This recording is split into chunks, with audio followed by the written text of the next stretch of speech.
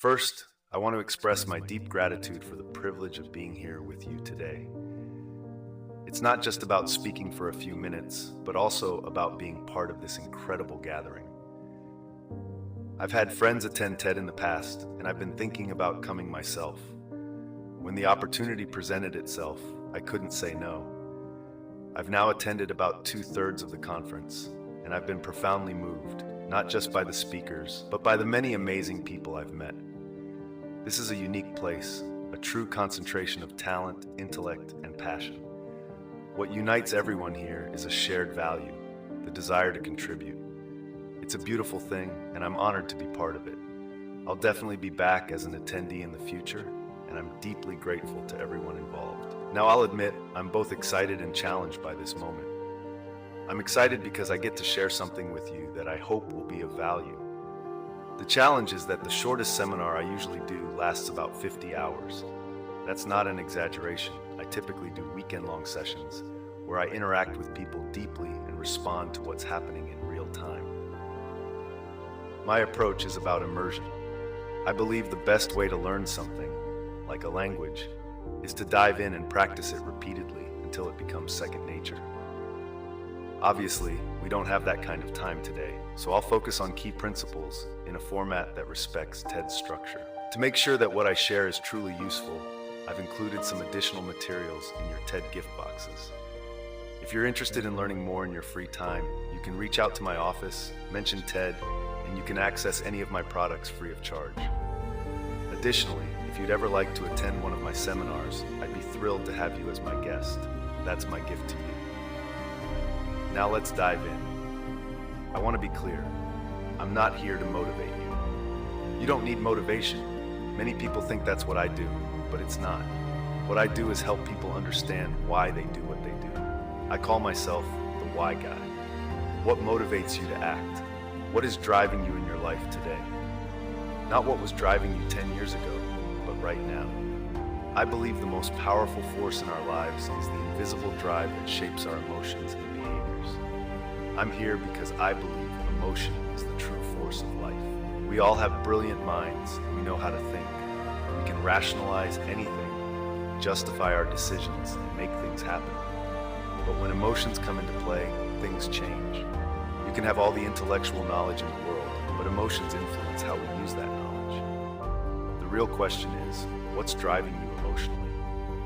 And by the end of this, I hope to give you some tools to not only understand yourself better, but also to appreciate and connect with others more deeply. I believe that, with the rise of technology, human connection is more critical than ever. Technology has created a more interconnected world, but that doesn't always mean people understand or appreciate one another. For 30 years, I've been obsessed with one question. What makes the difference in the quality of people's lives? What makes the difference in their performance? That's what I get hired to do, to produce results. When an athlete is collapsing under pressure on live television, I get the call. When a child is contemplating suicide, I get the call. I'm proud to say that in 29 years, I haven't lost a single one of those children. The reason is that I understand the forces that shape human behavior. When I look at life, I see two primary lessons. The first is the science of achievement. Everyone in this room has mastered this to some degree. The science of achievement is about how to turn dreams into reality, whether it's in your career, your finances, your physical health, or your relationships. There are clear rules for this. If you follow the steps, you'll succeed. It's a process of taking the invisible and making it visible. The second lesson is the art of fulfillment. This one is much trickier. The reason it's difficult is that fulfillment is an art, not a science. It's about appreciating life, feeling grateful, and contributing to something beyond yourself. Fulfillment doesn't come from achieving goals alone.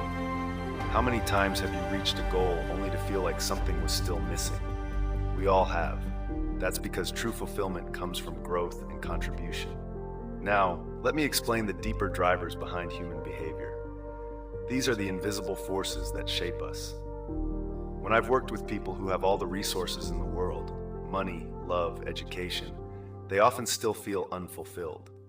On the other hand, I've seen people who've gone through immense suffering, abuse, trauma, pain, and yet they find a way to turn that pain into something meaningful.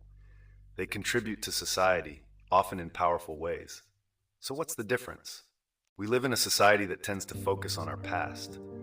Therapy culture teaches us that our biography is destiny, that our past dictates our future. But that's not true. The people in this room know that, and you wouldn't be here if you didn't believe it. Your past only controls your future if you let it. What really shapes our destiny is the power of decision. Decision-making is the ultimate power. The decisions we make, consciously or unconsciously, define the course of our lives. Think about it. Have you ever failed to achieve something significant? If so, what reason did you give yourself? Most people say, I didn't know enough, or I didn't have the money, time, or resources. These are common responses. But the truth is, resources are rarely the real issue. The real problem is a lack of resourcefulness. If you're determined enough, creative enough, and emotionally engaged, you'll find a way to get what you need. It's not about having resources, it's about being resourceful. In life, we all have to make 3 key decisions. The first is, what are you going to focus on? Right now, at this very moment, you are focusing on something. The second decision is, what meaning will you give it? The meaning you assign to an event will determine how you feel about it. Is this the end of something or the beginning? Is it a punishment or an opportunity? The third decision is, what are you going to do? The action you take is shaped by the meaning you've given to your focus.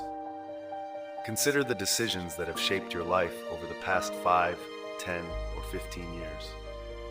Haven't there been pivotal moments when a single decision altered the course of your life? Whether it was choosing a career, meeting the love of your life, or deciding where to live, these decisions have had profound impacts. History is shaped by decisions. Think of the woman who refused to move to the back of the bus, or the individual who stood in front of a tank. Their decisions didn't just change their own lives, they changed the course of history. Now let's talk about the 6 human needs.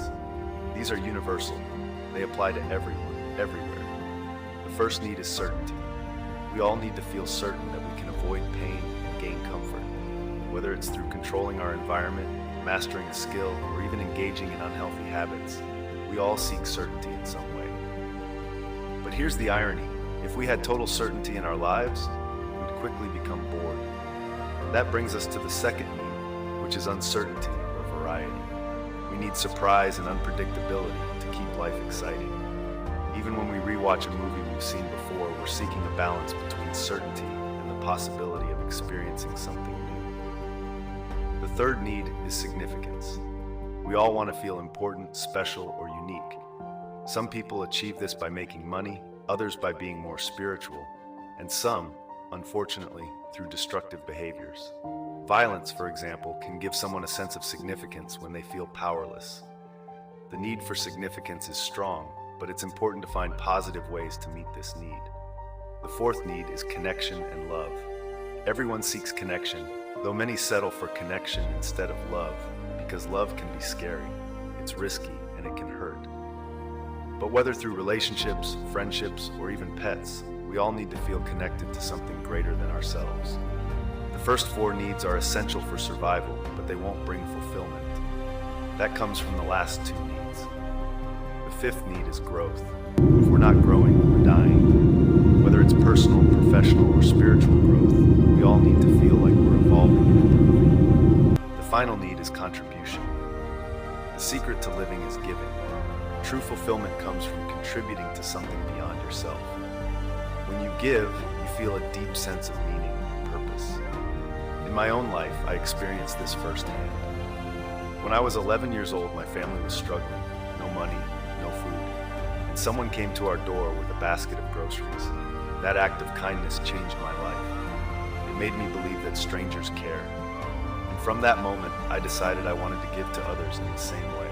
To wrap up, I believe that understanding these 6 needs, certainty, variety, significance, connection, growth, and contribution, can help you understand yourself and others more deeply.